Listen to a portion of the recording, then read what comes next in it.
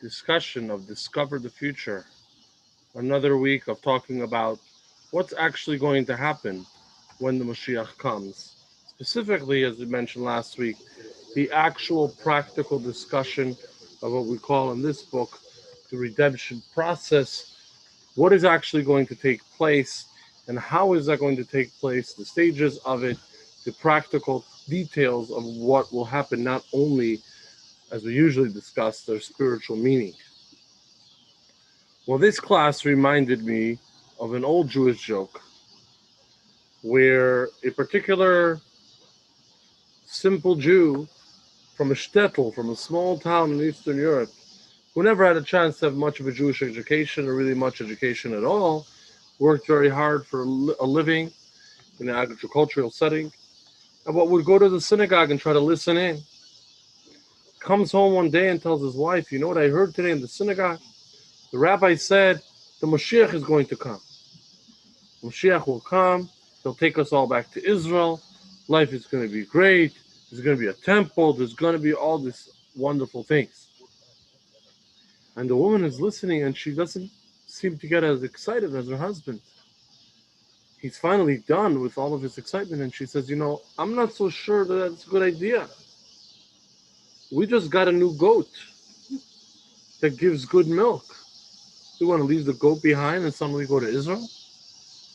We just work things out with the neighbor on the vegetable patch. We want to leave the vegetable patch behind and go to Israel? And she goes on and on to describe how difficult life would be if they abandon everything that they accomplished and everything that they have right there in the shtetl, in the small town. And she doesn't know what to do. The Moshiach is going to come and ruin it all. Her husband listens and says, you're right. It's a real problem. But God is great. The same God who saved us from Pharaoh, the same God who saved us from Haman, the same God who keeps saving the Jewish people from every enemy throughout our history, he'll save us from the Moshiach too. So, of course, this is a bitter joke about a misconception about what Moshiach really means.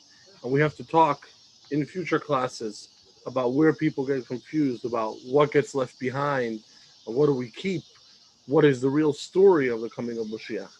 But particularly in regard to this week's topic, there is a certain fear that people actually do have. And that's a fear of an idea which is found not only in Judaism, but it's probably borrowed from Judaism. That's the idea of an apocalypse. The idea that at the coming of Mashiach will somehow be destruction, will somehow be some great and terrible war, the end of the world, and there's these calendars out there that on this or the other calendar, the world will come to an end at a particular time, and etc., etc. What does this really mean? What is it in Judaism? What does Judaism actually say about the end of days, about the time right before Mashiach or right after the Mashiach? Will there be a great war? Will there be suffering and destruction? Or will there be just pure peace and goodness? What is actually supposed to happen? So that's going to be our topic tonight. And it gets a little bit wild, but we'll be okay. So the prophets, there's many discussions in the prophecies about the war of the end of days, about the war of the coming of the Moshiach. And this is something which is called Gog and Magog. And we're going to read about it here, and we'll see that it's a lot more complicated than it seems to be at first. In general, there's three parts to the story, we can call it. There's the attack, there's the nations led by this Gog and Magog, nations of the world, ultimately all the nations of the world, attacking the Jews in Jerusalem and the land of Israel. There is God stepping in to bring about a miraculous victory, and the outcome that everybody will see the hand of God, and that would be the beginning of the time of the Moshiach. Let's read about it in one of its main prophecies from the book of Ezekiel. Here we go. This is in your book on page 17, or up here on the screen, whichever one is easier for you. You have it on page 17 or right here.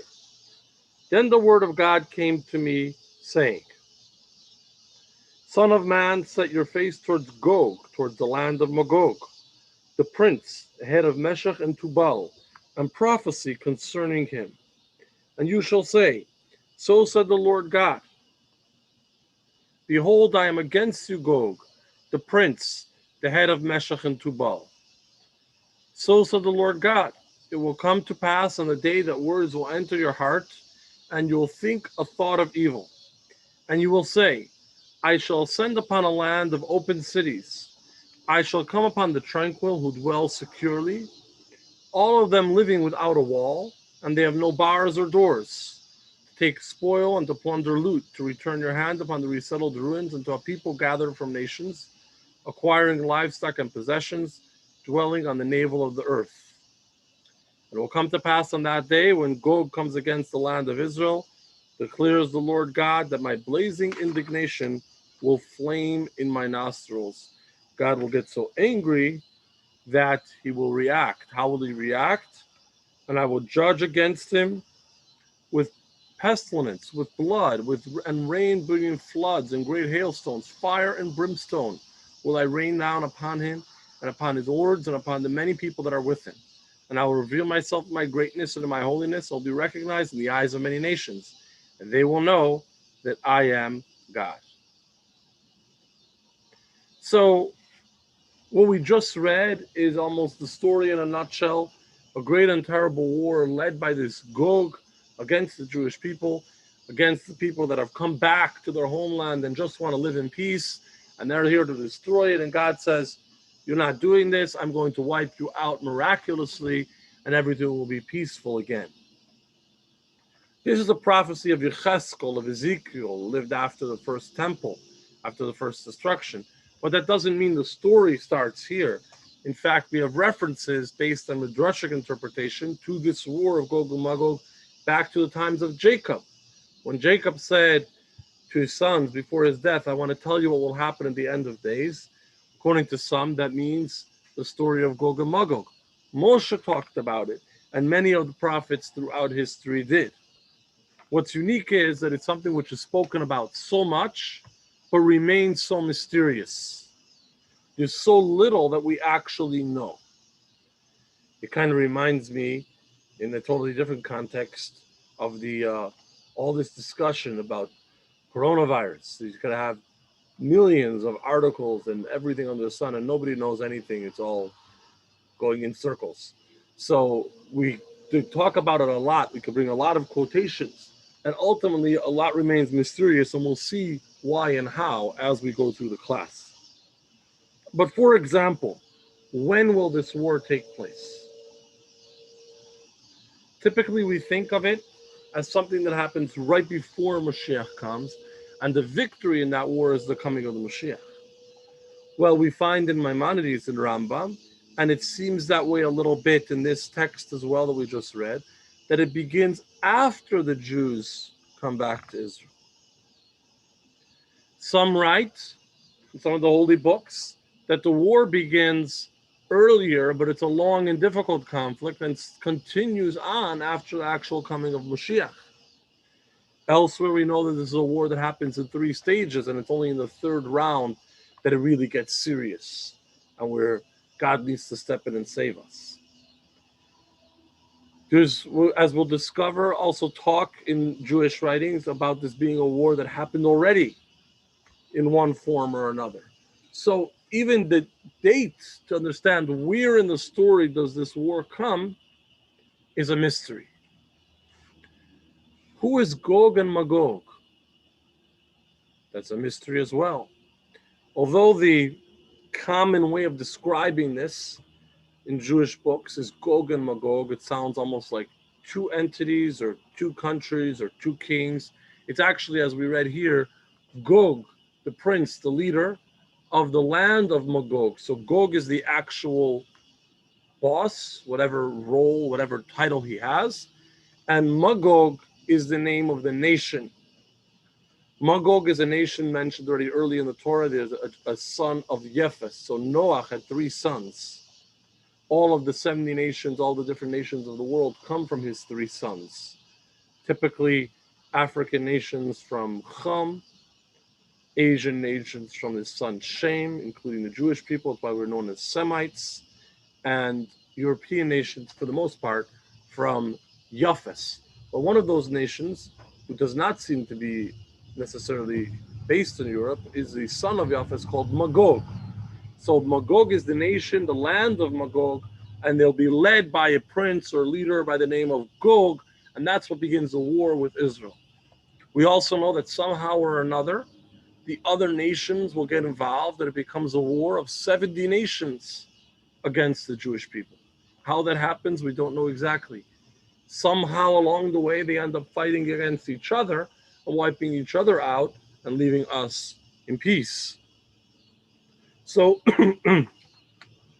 to know what's going to happen, how it's going to happen, is a mystery.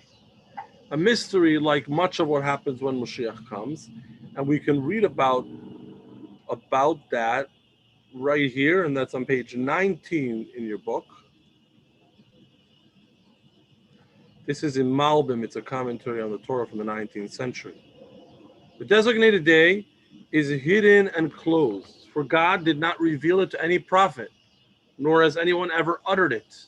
The vision has not yet occurred in this world. Only when the events happen and the spoken day will arrive, then matters will be clear.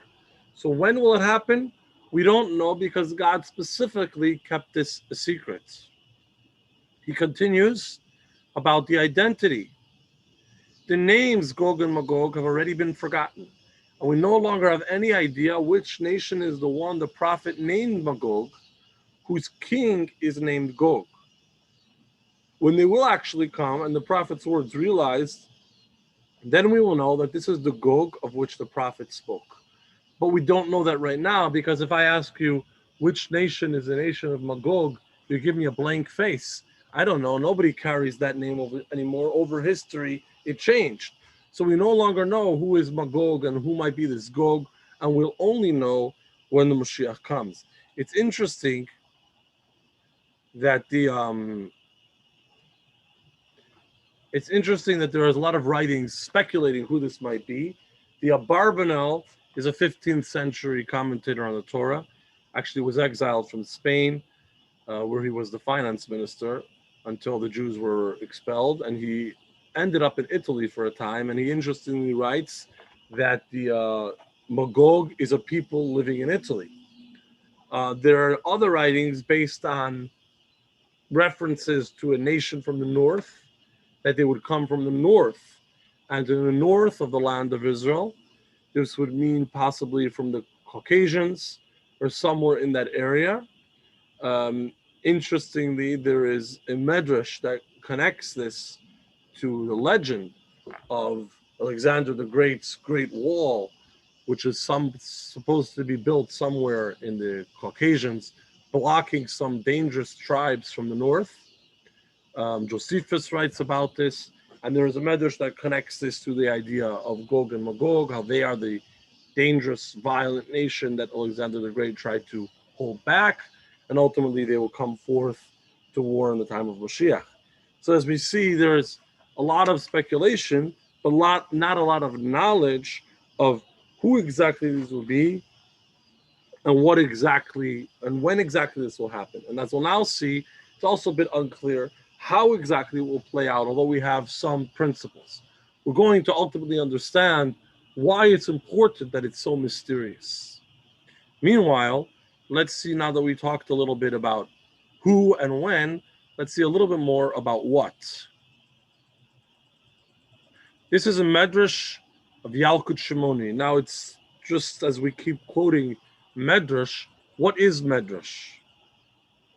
Well, Medrash is a similar time to the Talmud, or really to the Mishnah, or to the earlier part of the Talmud. These are the same rabbis mostly who are quoted in the Talmud who wrote other works interpreting the Torah halachically, as well as a lot of stories and other types of teachings, discussions of the past, discussions of the future, compiled in the Medrash. It's important to understand that Medrash means drash, which means to expound and to give these kind of interesting or different type of explanations, which sometimes can mean that it's not literal. Not everything in the Medrash is 100% literal, like the actual laws of the Torah, which are literal factual discussions. Some things in the Medrash are kind of like poetry. It's a little tricky. In any case, this is Medrash Yalkut Shimoni, which is a collection of Medrash. You have that in text 4, which is page 20. In future times, the nations will gather up against Israel and wage war. What will God do? He will go out and battle them. He will protect the Jews' heads, as the verse states, "You shall protect my head on the day of battle," which is the term nashek. Nashek. Nashek means weaponry, and the day of battle. Shmuel Bar Nachman said, this is a reference to the day when the two worlds will meet, yashku one another. So not nashek as in terms of battle, but the worlds colliding with each other. This again references back to what we read, that God is going to get angry and pour out hail and fire and do this dramatic war. The God is, in other words, protecting the head of the Jews miraculously during this war. Or in other words, the worlds collide, something crazy and chaotic takes place, which engineered by God to create the right outcome. So we don't know exactly how this will play out, but we understand that it's going to be a build-up, Gog and Magog in the forefront, but that bringing in the other 70 nations, becoming a huge international war against the Jewish people in the land of Israel, and ultimately a miraculous success and salvation for the Jewish people. Now, what we need to understand from this point is really, okay, so we have some idea of this war and a lot of mystery about it. What's the point? Why is it so important? Why do the prophets speak about it so much? Why should there be such a war? Why do we have to know about this? We don't know everything that's going to happen in the future. Why did the prophets tell us about this war? And why did God even build this into history? It's like a pre-planned, tragic situation. Why should it be this way? What's the purpose? Well, let's look at, skipping over a little bit, text 23. Page 23, which is text 6. Page 23 is text 6. This is the Maharal. Maharal Rabbi Yehuda Lowy was the rabbi of Prague in the 16th century. He's famous from the Golem and the story of his miraculous protection of the Jewish people from persecution and blood libels. But actually, he should be more famous for his writings, for his many, many books on many, many topics, including very original, shall we say, and very lengthy discussions on Jewish thought and theology that were unavailable before his time. So he writes about the meaning and objective behind this war. This then is the idea of the wars of Gog and Magog that are destined to be with Moshiach. All the nations representing division will band together to battle Moshiach, who is the king of the one unified nation of the Jews. Thus, the battle of Gog and Magog is really against God, for he is the one that unites Israel. So in the simple sense, it looks like a bunch of nations teaming up against the same Jew that is always the one to target, always the one to be attacked, always the one to be persecuted throughout history. Nothing new. They come all together to get the Jew. But actually, spiritually, what this means is that the nations are many nations because of division. That's a belief in many powers, a belief in human power, a belief in maybe spiritual power, a belief in many ideologies, not the one belief in the one God like the Jewish people have. So in other words, these many nations, they're not attacking the Jewish people per se, they're attacking God. They're attacking the belief in the one and only God, the one and only goodness that exists. Thus, the battle of Gog and Magog is really against God, for he is the one that unites Israel. In the Messianic era, when God and his name will be completely one, the forces of evil will rise up and oppose God's rule. The force of Moshiach's kingdom is by definition unstoppable. And so he will rule over all nations. For Moshiach will overpower them and remove the powers of evil and eradicate the Yetzer Hara, evil inclination. It emerges from all the above that the war of Gog and Magog is to remove the deficiency of this world, and then the Yetzer Hara will be removed as well. So, to understand this, as well as the coming part of the discussion a little better, we need to preface a little bit about really the concept of Kabbalah, of Jewish mysticism, and Chassidus, of the Hasidic teachings, the deeper part of the Torah. These are teachings that we call the soul of the Torah. Why the soul? The neshama, the inner part. Because imagine you meet a person, you walk down the street, and you meet somebody for the first time. His name is John Doe. You say hello, you say goodbye, all of 30 seconds, and you go. And then I meet you and I ask you, do you know John Doe? Would you say, yeah, I know John Doe. He's tall, he's got glasses, uh, gray jacket. I know John Doe really well. Obviously, you would not say that because you don't know John Doe. You may know how he looks because you saw him one time, but you know nothing about who he is inside, his personality, his capability, his background, his knowledge, his emotions, his relationships, his soul. Who is inside that person? Who is the personality here? Who is the really? You have no idea. So, meeting someone, we understand that it's a body and a deeper part, which we'll call the soul. That, and when you see the body, you don't always see the soul. Of course, the two go together. Sometimes you can see in a person's expression or their mannerism a general idea what kind of person this is. But just seeing the body briefly, saying hello, and moving on is not going to give you the appreciation of the soul. What does this mean? When we study the Torah, everything we study in the Torah is body and soul. So we open up the Torah and it talks about Adam and Eve and the fruits that God said not to eat. It's a human story, a physical story that took place in this world. Yes, it did. A literal story. But that's the body of it. That's the surface of it. There's also a soul behind it. There is also a deeper intent, a deeper meaning, a deeper reflection of the story.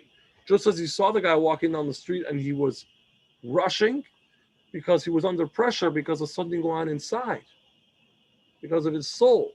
So what you see in the surface, in the body of the story, in any story, Adam and Chava, Adam and Eve, or any other part of the Torah, is only a reflection, only a shell of what's going on in its soul.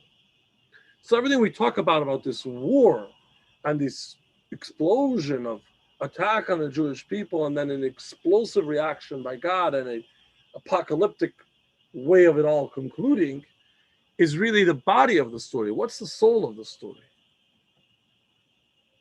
So Maharal begins to give us the soul of that story, that we should understand that these nations represent the evil, they represent division, they represent going in all directions, they represent my own ego and someone else's own ego, self-centeredness, belief in a pagan or multiplicity, and not the understanding and the commitment to the one God and the one right way. That's what they're there for. That's what causes their attack on the Jewish people. And God's response is to eliminate that evil and to bring a situation where there remains only the good, only the oneness, only the commitment to the one and only God. So why should there be such a war? Because it's an end of time, an end of days. We touched upon it last week. The evil and the darkness and negativity in this world is not meant to exist forever. The time of Moshiach means we emerge from that. God steps forward and destroys all of that. And that's what happens in this war. Now, to understand this deeper, let's say, or more personally, more completely, we step forward to a grandson, a great grandson of the Maharal, who wrote this teaching we read, and that's the Alter Rebbe, the founder of Chabad, who actually, interestingly, is a descendant of this same Rabbi Lori, the Maharal. And he explains the idea of the war of Gog and Magog in very interesting and I think very relevant to our times fashion. By first explaining, and I'll preface it a little bit, a broader question. And that question is the question, the challenge of the length of the galut, of the exile that we're in, which is almost endless. The temple was destroyed in the year 68 or possibly the year 69 or 70 of the Common Era, 1950 or more years ago, almost 2000. That's a long time. The first temple was destroyed about 500 years before that, and after only 70 years, the Jews returned. 70 years was enough to be atoned for their sins, to suffer a little bit, and come back and rebuild. Why did it not work this time? 70 years, 700 years, 1400 years, we're never done. It keeps going and going. Why is it so long? This is a mystery, and the Alter Rebbe explains this in a few places, including in this one. And what he touches upon, and then we'll read it. We'll read it in just a moment. He touches upon the understanding that there are different ways that evil plays out. If you look back in the history and in the prophecies, we have it sometimes in the Haftorah, at the end of the Torah reading on Shabbos, you see that in the time of the first temple, there was unfortunately a lot of idol worship among the Jewish people, a lot of sin, also a lot of immorality in other ways, a lot of bad behavior. And the prophets would come and say, cut it out. And the people would say no. And they would carry it on. And this went on for a long time until God had enough and brought the end and the punishment. Later on, in some way, but I want to demonstrate also a little bit of a difference to that. Later on, it changed. The type of negativity, the type of evil becomes different. And that takes many forms. You have things that people do, little things. People see themselves as good people, as good Jews, and they're going to do only a little thing, a little problem that will be the not good thing that they're going to do, and they feel this is okay. This is not such a big deal. I'm still okay. I'm still a good person. I'm only doing a little bit of this, a little bit of that. I'm not going to worship idols. I just won't ever show up to synagogue. I'm not going to worship idols. I'm just going to cheat on my partner a little bit. I'm not going to worship idols or be immoral. I'm just going to, cut my taxes or any other little sin. And that becomes much more difficult to deal with. Let's see that as the Alter Rebbe writes that out, and how the Gog and Magog is kind of the end and the solution to all that. Page 25, text 7.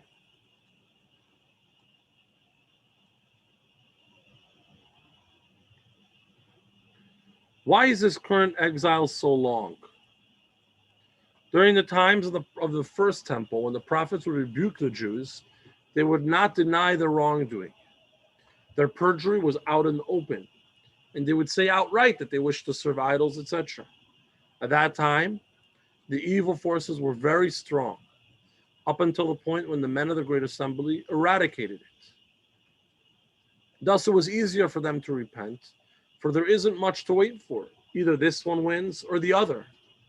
By contrast, this current exile is represented by Laban the Aramean, with whom Jacob lived for 20 years until he was able to subdue him. Why did it take 20 years for Jacob to overcome Lavan, known as Laban, who was his father-in-law and employer and enemy? Such a long time because Laban was a trickster and a swindler. He wasn't outright against you. He was there to undermine you behind your back. And that was much more difficult to deal with. In other words, if a Jew would know that with one sin, he excises himself from the Jewish people from God, he would never commit a sin. But he fabricates excuses, convincing himself that his sins have no impact. It turns out that the evil is hidden and cunning. The Yetzer Hara evil inclination doesn't even realize it's bad. It fools him to the extent that he doesn't even realize it's bad. Thus, it takes a long time to weed this out. So it's going on for hundreds and even thousands of years. And so Jacob had to live with Laban for so long. However, and this is the punchline, when Esau will re-greet him in the future showdown with Gog and Magog, when the Yetzer Hara will stand in open defiance, it will be speedily eradicated. So Gog and Magog is an end to all of this ambiguity and secrecy and hiding behind your back and pretending to be the good guy while cutting corners.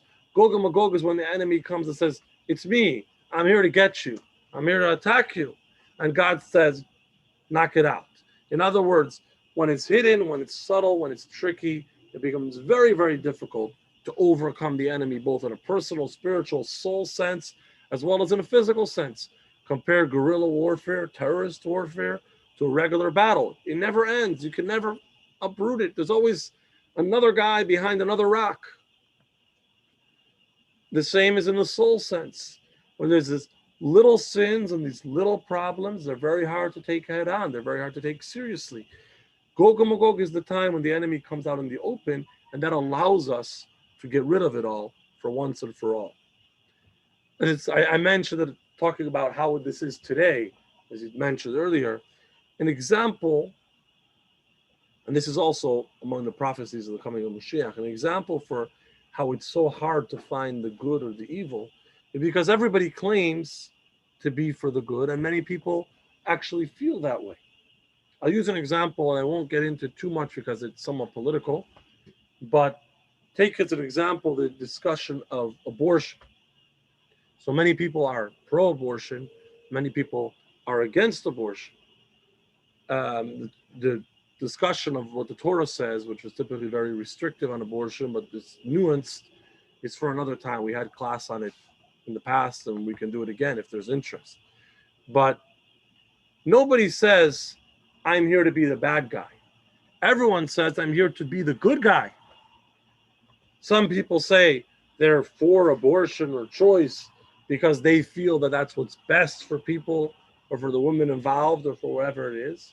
And other people say they're here to end abortion because they feel it's wrong and inhumane. They're each claiming to have the moral ground. They're each here for a moral purpose, but those are obviously clashing with each other. There's only one that is truly right. So, in other words, it's very hard to uncover the right and the wrong here. Everybody's mission, everybody's objective, everybody's side of the story is right or moral, at least in the way they present it. And maybe even honestly, they feel that way about it, even though the other person feels the opposite. So, how do you get out of this? That's why it goes on for so long. What's the good and what's the bad?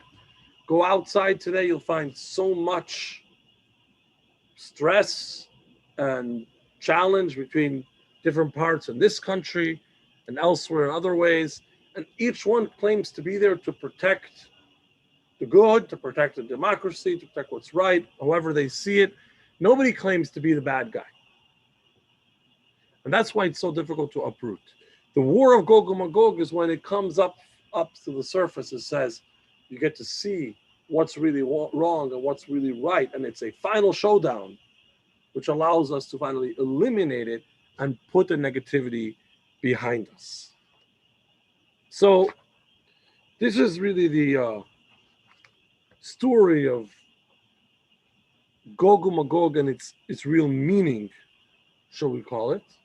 And this is going to bring us back around to its meaning for us personally and why the Torah should be telling us about this. Yes. Sorry, I thought someone had a question. No. So, but before we do that, I want to return to the concept of the mystery. We were talking earlier how it's so mysterious, how there's so much unknown. Why is it so unknown? Why shouldn't it be clear and apparent and obvious, or at least straightforward like most other things? What's the mystery all about? Well, first let's read how Maimonides describes it. Rambam, that is. The simple interpretation, this is not in your book, it's only on the screen. I added this one in. The simple interpretation of the prophet's words appear to imply that the war of Gog and Magog will take place at the beginning of the Messianic age. All these and similar matters cannot be definitely known by man until they occur. For these matters are undefined in the prophet's words, and even the wise men have no established tradition regarding these matters, except their own interpretation of the verses. So typically, we have the verses of the Torah of the prophets, as well as a tradition that comes along with this, going back all the way to Moses, of how to read it and how to understand it. When it comes to these prophecies, we're missing that. And even the sages who wrote the Medrash and the other books of interpretation of the prophecies of the Torah, they don't know. So they're just reading it and trying to make sense of it, but their teachers never told them, they don't have clear information. Therefore, there's debate among them regarding these matters. So what's going to happen exactly when the Moshiach comes, and particularly with regard to the war of Gog and Magog, when will it be, what will it be, how will it be, why will it be, is very mysterious. We don't know because there's so many prophecies, and we don't have any clear tradition of how to read and interpret those prophecies. Why is it so important, or what's the benefit that it's a mystery? So interestingly, that works in our favor. Why did the Torah leave it as a mystery? Why did God leave it unknown? Because there's more than one option. The Rebbe talks about this, and we touched on this last week. There's more than one way in which Moshiach could come. Moshiach can come in a speedy, sudden, miraculous way, or it can be the slow and difficult process as it comes when the Jews are less worthy and have accomplished less good. There's more than one way this can play out. So we don't have a clear-cut prophecy and a clear-cut book of prediction. What will be in the war of Gog and Magog? How will it actually happen? Because it depends on us. And it depends on the course of history for how that could be. And that's really the good news, because it turns out that we don't really need to have this war. And let's read about this on page 27, text 8. And this is up on the screen. This is a tradition from the Baal Shem Tov. We have a tradition from our holy teachers that by now we have been spared from the wars of Gog and Magog. After the Jews will be gathered together, they will peacefully settle the land, and that's it. Moshiach will come, we'll go back to Israel. There won't need to be a war of Gog and Magog. How so? What happened to all those prophecies, all those writings? You're just going to ignore it? The protracted time in exile has made up for the intense suffering and calamities that were destined to befall the Jewish people in the future. Inasmuch as the current exile has lasted so long, when the ingathering will take place, the Jews will not need any more cleansing. So we've done it. We've gone through so much suffering, also so much achievement through the time of exile. We don't need to do this again. We don't need another round and the big showdown of Gog and Magog. Maybe we already achieved it all. We have precedent for this. Yes. What did the Rebbe said about that? We're about to get to it. That's always the bottom line question. That's very, very correct question, because the Rebbe taught about the Moshiach perhaps more than anybody in history. And so what's the bottom line? How did he bring it all together for us? What do we expect to happen? And we're going to conclude with that. So we have a precedent for this idea that it doesn't play out according to the prophecy in the story of the Jews in Egypt. As a rule, a prophecy for something negative does not need to be fulfilled. That means a prophecy in the Torah, in the books of the prophets, about a good promise will always happen. In fact, if it doesn't happen, that's your evidence that the prophet who said it was a fake. But a good prophecy, a negative prophecy, is optional. It might not happen. If we shape up in time, we skip the negative prophecy. So God told Avram, the first Jew, that the Jewish people would be suffering and enslaved, which turned out to be the slavery in Egypt, for 400 years. Well, historically, based on the data the Torah gives us, the Jews were not enslaved in Egypt for 400 years. It was only 210 years. How does that happen? Sorry? Why? But how did God's words of 400 years not play out? Why did God take them out early? One of the explanations is the intensity of what they went through in Egypt was a lot more value than 210 years. They worked overtime, very literally. They got more years in less time.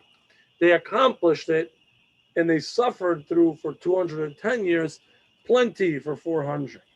The Jewish people, and mind you, this is the Baal Shem Tov saying this, before Stalin, before Hitler, before a lot of the things we've seen since. Because the Jewish people have suffered enough. The Jewish people have also done enough. We don't need another war. We've gotten the job done early. And this is our option of the many mysterious options to how to define these prophecies, is that we get away without that war. What that actually means still remains a mystery. Will it be only spiritual, the kind of ideas that we read, and no physical part of it? Or is there a minute physical part of it? There's always speculation in many Jewish writings about this war or the other, World War One, Napoleon. There are many examples of something that might be an equivalent of the war in Gog and Magog. There's also a concept in Judaism called, in Yiddish, we say, Yoitze Gewen. Yoitze Gewen means you absolved your obligation. You got the job, you got it off the hook. It's usually used negatively. You could be Yoitze Gewen on Shabbat. Friday night or Shabbat in the daytime, you should have a special dinner. And the challah and the wine and the gefilte fish and everything. But you can be cheap. And Yoitze Gewen, you'll have a little piece of challah, a piece of fish, and grab a bite of some meat and run out the door. You did the job. But that's called Yoitze Gewen. It's minimalistic. You try to get away with your obligation and move on. That's usually negative. But for something like this, it can be a positive. We can be Yoitze. We can accomplish the minimum of the war of Gog and Magog without all of the grand drama. There are many examples. 70 nations against the Jewish people. I don't need to tell you. Go visit Manhattan. It's called the United Nations. We talked about it last week. They vote all the time. Just a couple of years ago, they specifically voted, and that's the time that the United States, unfortunately, was on the wrong side of the story, specifically voted against the Jewish people with regard to Jerusalem, saying that Jerusalem is occupied territory. Right on, as we read in these prophecies, all 70 nations coming together for war on Jerusalem. Of course, nobody fired a shot, but that's another form, a Yoitze Gewen form, a minimalistic form of this war. And there's many other ways that it could be, and we don't really know. What we do know is that we can get by without it. This is why in the writings of the Lubavitcher Rebbe that you asked about, and we're all thinking, what's actually going to happen? You see the Rebbe talk about Moshiach endlessly, particularly in the last few years before he got his stroke. Always talk about the coming of Moshiach as something very immediate, and we're hoping and praying that right now, as we sit here in the synagogue, we're going to go from here to Jerusalem. Moshiach will come, and all the prophecies and all the blessings will be fulfilled. Never mentioning going through a battle, never mentioning suffering. In fact, he made it specifically a point of saying, we're going to go straight through and have it the good way. And it's going to be good from this moment on.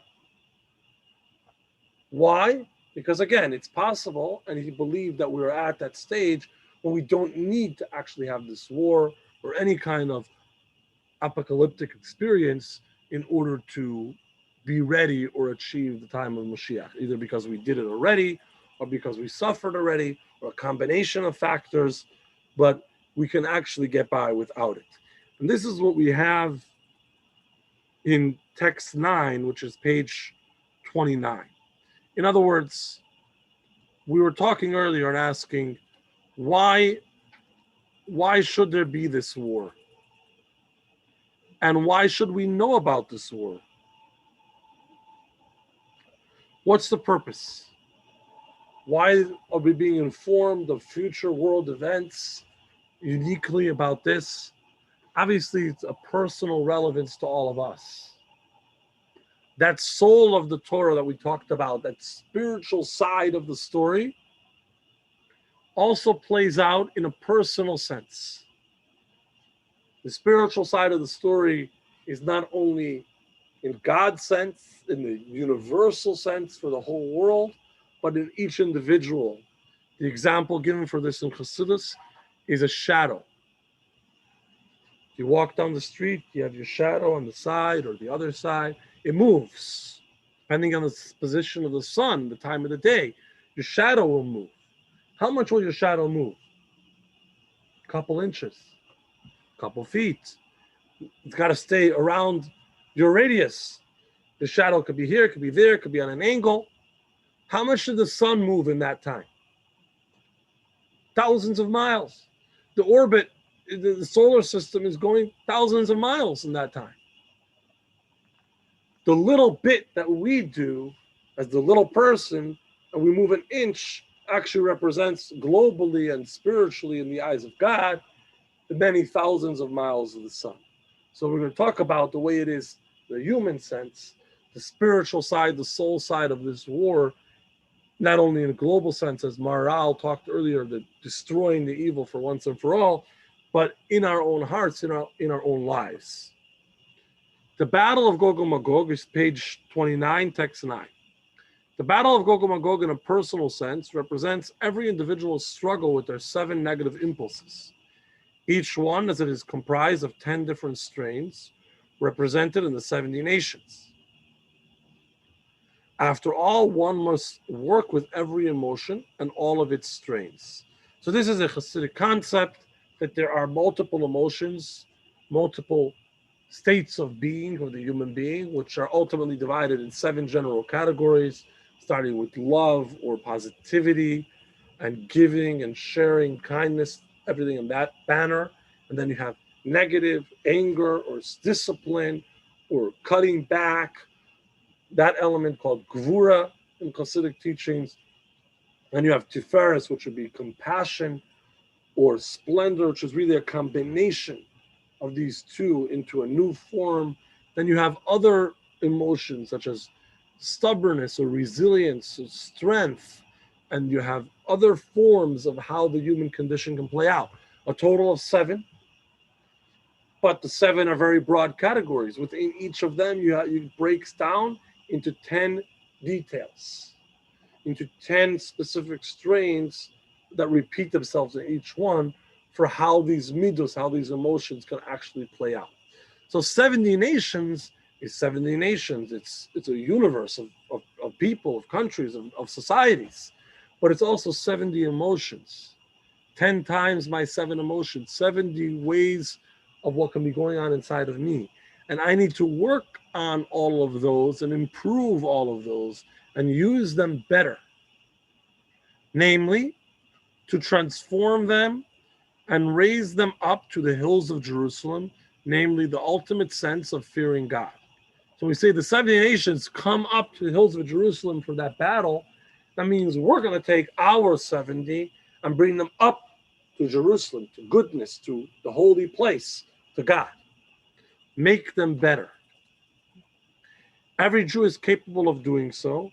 When indeed every Jew does so, then based on the notion that also the world he put into their hearts, the action of the individual Jew, actions of the individual Jew have a global effect. It generates victory over the 70 nations in the literal battle of Gog and Magog. This then is the reason why we are told about the battle of Gog and Magog and all the nations, with all the other details, etc., so that we can be informed as to what we ought to do now.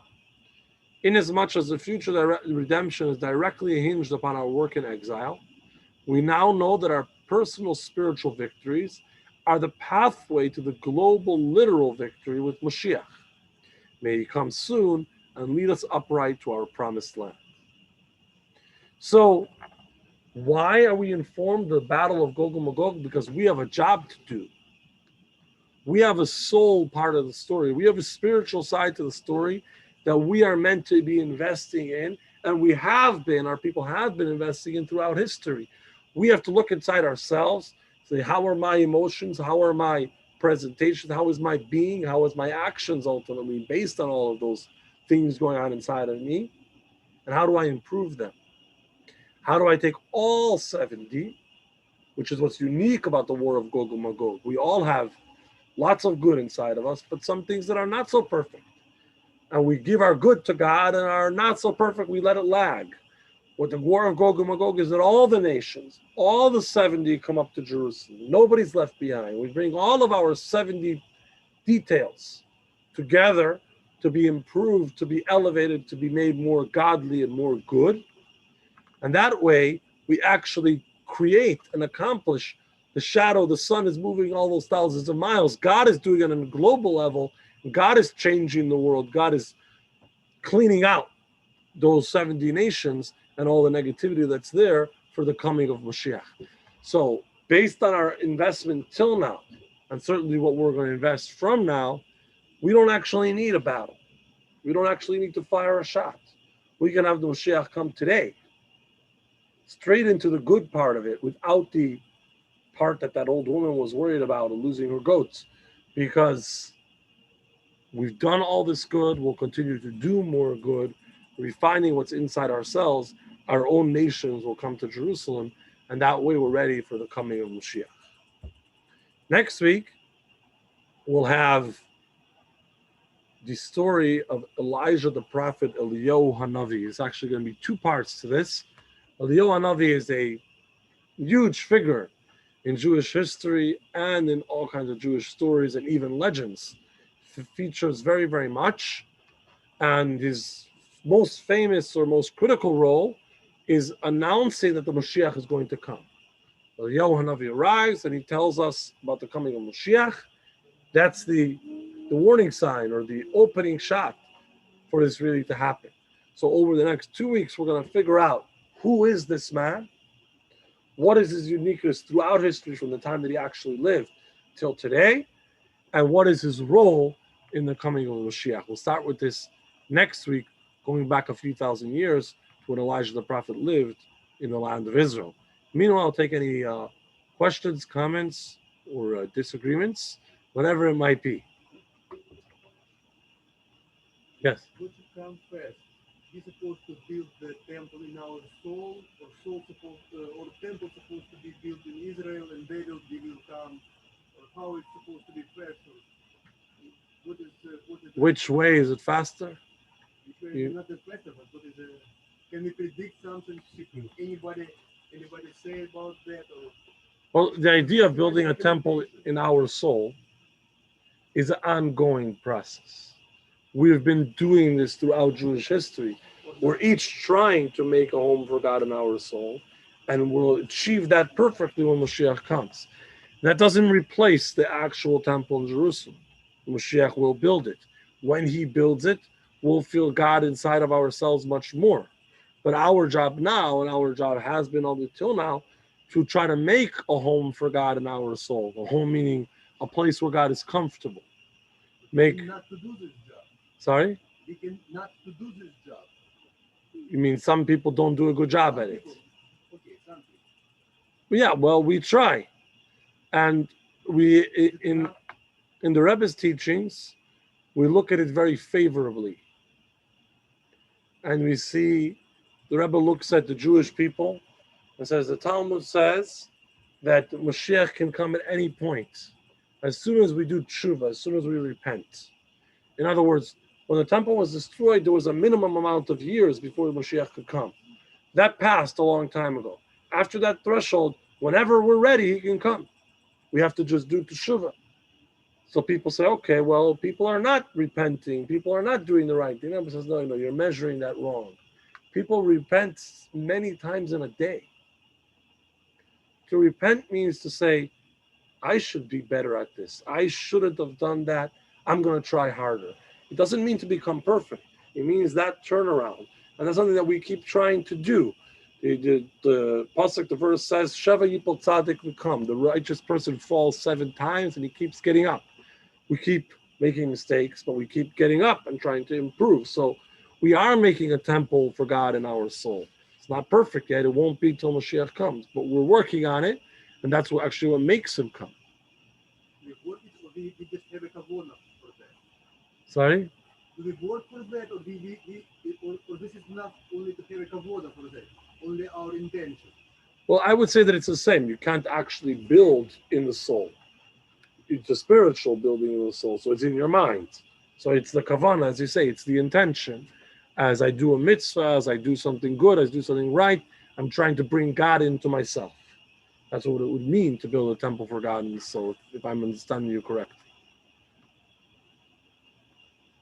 Okay, any other Well, thoughts? what do you feel like through your entire life you never achieved all those things? You just keep trying and doing and learning, but you never reach that point where you can do all these 70 things. And Well, it's interesting you asked that. In other words, I keep trying, but I never make it to that point. Yes? Yeah, so the question basically is we talked about taking the whole human being and all the 70 details and bringing it up to God, bringing it to Jerusalem. And Linda says, yeah, we keep trying, but we don't quite get that far. The Rebbe actually said, late 1991, the last time that he spoke to the conference of the shluchim, of the emissaries, he said that when Moshiach will come, he will thank everybody for their efforts in making the world a better place, in making the Moshiach come, even if they were incomplete. We're not expected to be perfect. The Mishnah says in the Pirkei Avos, the ethics of our fathers in the Talmud, that lo yalecha malacha ligmar v'yata ben chayrin libatel mimena. You're not expected to ever complete the job. The job is too great to finish, but you can never stop trying. So we're working on all the 70. We hope Mashiach comes before we each finish our 70, because that's a lifetime and maybe a few lifetimes. But that's our objective. And we keep going at that until it happens. So probably Mashiach will come when we're not yet all perfect, but we're all trying. Okay, but how about it's like somebody trying very hard trying, and somebody is okay. But Mashiach comes for everybody or for each individual one time. Like if you're trying, say, oh, yeah, my Mashiach is coming, or it comes for everybody only So once. is there a difference Yeah, between the people that invested more or the people that were lazy? yeah, This is an important question. It's really broader than tonight's topic. I'll just say that the prophet says when Mashiach comes, then all people will know me, will know God. yeah. Mikotnam va'ad gedolam, from the smallest to the greatest, which implies that everybody will know God. So typically we look at that as saying that it's for everyone. And that's true, it is for everyone. But it also says from the smallest to the greatest. That means that there will be a greater and lesser accomplishment even then. So the more we invest now, the more we can appreciate and benefit from it then. The purpose of the coming of Moshiach is to change the world, to take the evil out and make it only good. That's for everyone. Everybody will benefit from that, even the people that did not contribute. But then, kind of in the back of the line, there's less that they could appreciate, because it's kind of when it rains on a field that you didn't plow. Don't plow the field. Yeah, the rain will make some wild things grow, but you don't get the real harvest. The real harvest you have to invest in. The fifth Rebbe Rashab would say that when the Mashiach comes, we're going to yearn for the moments now when we could have done more. So we could have done a little more, we could have accomplished a little more, and that investment would bring the reward, the better outcome then. I should have invested in Apple in the 90s. I should have, but I didn't. So today I don't get that dividend. So in that similar sense, and in fact greater sense, we we should be investing now. And when Mashiach comes, we'll feel like I could have done a little more, and that would have accomplished so much more for the end of the story. But nevertheless, everybody is a part of it, even those who made only a small investment. All right, so with that, we'll conclude. I'm still here for any further questions and look forward to seeing everyone next week here, outside here, or on Zoom, on Facebook or YouTube, wherever you are watching. Have a wonderful